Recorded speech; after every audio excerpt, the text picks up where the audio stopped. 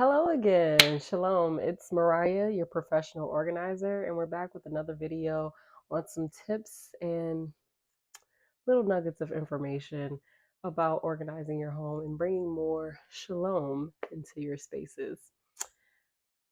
Today, we have the phrase, and I have my little notes on the side because, you know, I want to stay on topic with things. You're no good. Many of us either have said this to our spouse or our family, or have been the one for this being said to. And it's not a good feeling. It's not a great way to communicate how you feel about the situation at hand by judging someone's character or self worth. Let's just cut it out of our vocabulary because we know it's not a positive thing. And having this negative character trait to someone that initially you loved, right? Like you have a little baby and you're like, oh my gosh, so precious. Like this is so great. This little baby, I love them. And you have your spouse, you got the Monica going on, you're everything to me. And you got the sweet pea, apple of my eye. I mean, where did that go when you started calling this person no good? Well, they say, oh, Mariah went out the window and they started acting like this, that, and the third. No excuse. Okay. No excuse for negatively judging someone's character based off of the situation. There's obviously going to be times where people do things that you don't like, you are mad about, and really considering the fact that you're not just the victim, you're also the perpetrator as well. There's times where you do things that people don't necessarily like or agree with as well. So what do we do? Right? What do we do about that? It's change your delivery. Changing the delivery is going to help you communicate a lot better with your spouse or your family members when you need them to do a task. So let me tell you what this you're no good can do to your spouse or your family member. This can create task paralysis. And instead of having and motivating the person to do what you're asking them to do, they're going to do the exact opposite of what you're asking them to do. Regardless of you being at home or not at home, they're not going to do the task because you've already decided their self-worth. You've already decided what they were capable of. You already decided and ingrained in them who they are, even though they don't see what you're talking about. They think you're probably absolutely crazy. And this is why. This is how task paralysis works. So when we all feel overwhelmed or feel like, we're not knowledgeable about a task or whatever the case is, sometimes we can feel paralyzed. Sometimes we just don't know what to do or how to do it or how to go about it. And based off of the situation that can occur and how someone has continued to make you feel will determine if they are going to do the task or not and how they go about the task. And a lot of the time, if someone is experiencing task paralysis, they're going to procrastinate. They're going to avoid doing what you are asking them to do. Sounds familiar? Okay, so now that we're all on the same page, that your family's going through task paralysis because of how you are addressing the needs, the wants, and the expectations that you have. There's nothing wrong with having expectations. There's nothing wrong with having needs and asking for help. However,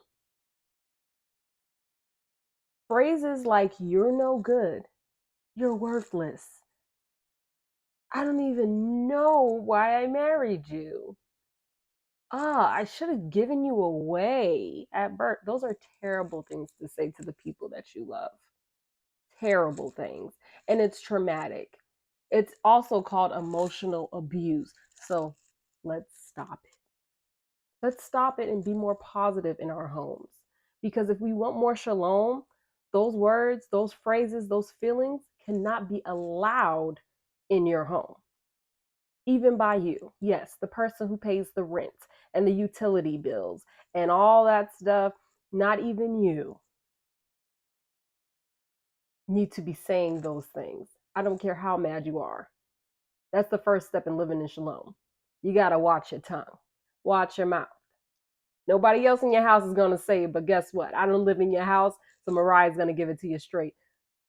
Stop emotionally abusing the people you love and yourself. Stop doing it. Okay? We got love and peace over here. We don't have all that other stuff. All right? It's not allowed in your home. So that's number one. Don't allow it in your home. When you are telling your spouse the things that they're doing that they do well that you don't like, and we know what this means. What are I talking about? They're doing things, they're doing well in the things that I don't like. Well, I'll give you an example. Girl, he do a great job coming home and kicking up his feet and watching TV like he ain't got no other responsibilities to do. I'm sorry. Did you just tell him he does well with watching TV after he comes home? And what do you think he's going to keep doing? He's going to keep coming home and watching TV. Just saying as an example, women do this too. And keep watching TV because this is what you're telling him he's good at. He's good at doing those things. So what is he going to do? He's going to keep doing those things because that's what you're telling him he's good at. You're encouraging him to keep doing that. Right? The paralysis has already set in because you made him feel as if his worth is as good as just coming home and watching TV. Nothing in that statement is encouraging when you say, girl, all he does well is come home and watch TV. There's nothing good about that. You're not encouraging any solution by not only saying that, but telling someone else about your business. And they know, well, you the one who married that person. So why are you telling me? I can't do nothing about his paralysis. You're the one who can, though. The scripture talks about, oh, a woman could either be two different type of women. You could either build your house up, or you could tear it down with your bare hands. And sometimes you got to figure out which one you're doing. What is the end goal? The end goal is to build your house up, not to tear it down. So if you're tearing down right now, you better take the pieces that you tore down. You better get some cement and you better seal that thing back up. You better build that house back up. Y'all better build that house back up together because he did some tearing down too, and you did some tearing down, and y'all need to come back together and build that house up and continue to be the pillars and be strong pillars for your family. Now, all you do is watch TV, all you do is stay on your phone, all you do is eat everything in the house, you never cook. Now, all those things that you listed, you said those are the things that he does well. He's not going to do those things. He's going to avoid those things that you're really kind of asking him to do, which is cook more, talk to me more, and come home with a positive attitude and want to spend time with your family. He's going to avoid those things because you're not making it as if he is or he wants to do those things. So therefore he avoids those things. Every time he talks to you, there's an argument. So what he going to do? Avoid you. Every time he tries to cook or try to make something, ooh, it don't taste good. I'll be there to cook dinner. Don't worry. I'll be there to cook dinner. Ooh, don't touch my pots now. You always burn something. Who's going to want to cook? He's just going to avoid it because every time he got to think about trying to do this or think about cooking or thinking about watching the kids, it's like, oh, I'm not doing it right. So maybe if I don't do it at all, that's better than just doing it. And then doing it wrong. Well, what is right? Is right what you think is right? Or can we set a default about what is the right way to go about this? Is there a recipe book? Can this person practice with making the food at least once a week to where you don't have to make the food? But it's all about what you are putting into it. If you are giving that negative response, if you're putting out negativity, that's what you're going to get out. That's what you're going to get out. If you're not giving opportunity to your family to step up and help out, then you're not going to get positive results back if you're not giving people the opportunity to try, to make mistakes, to learn. And then you're going to be stuck saying the same narrative. All you do is this, all you do is that. And then you're still stuck doing everything.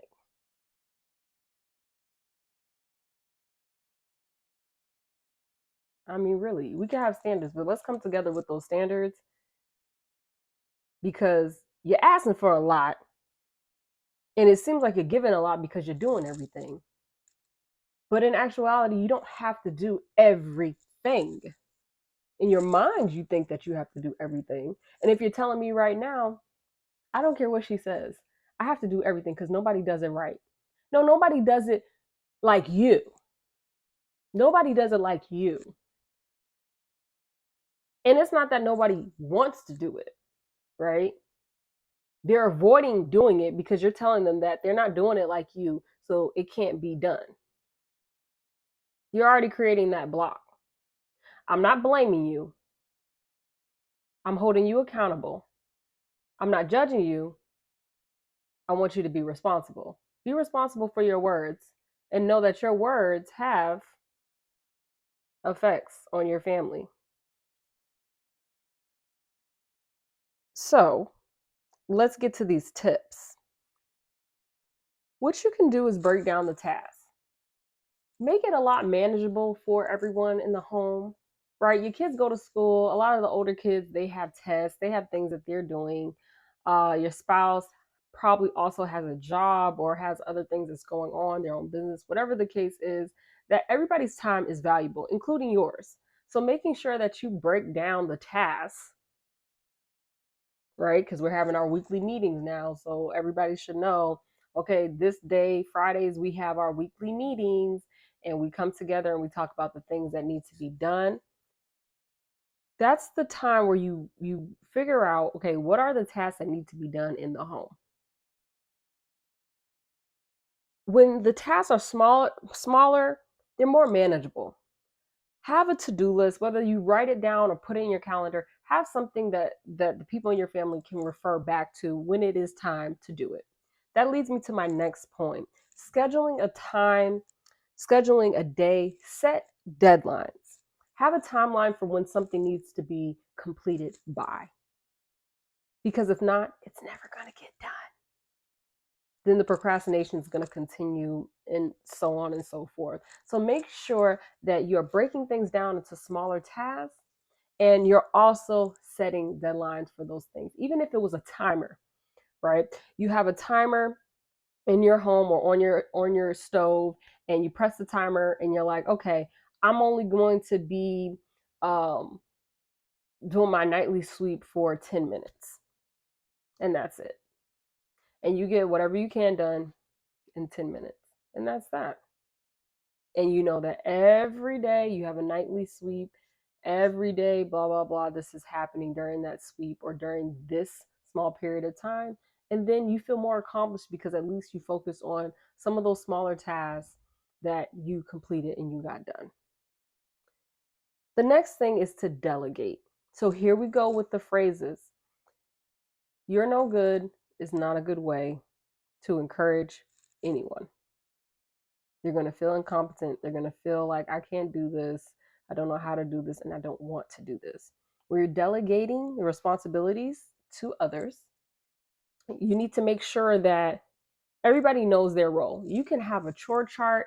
You can have a responsibility or a task chart, whatever you decide to name it weekly wins, whatever it is. Have something visual for everyone in your home to see. Write their names by the task.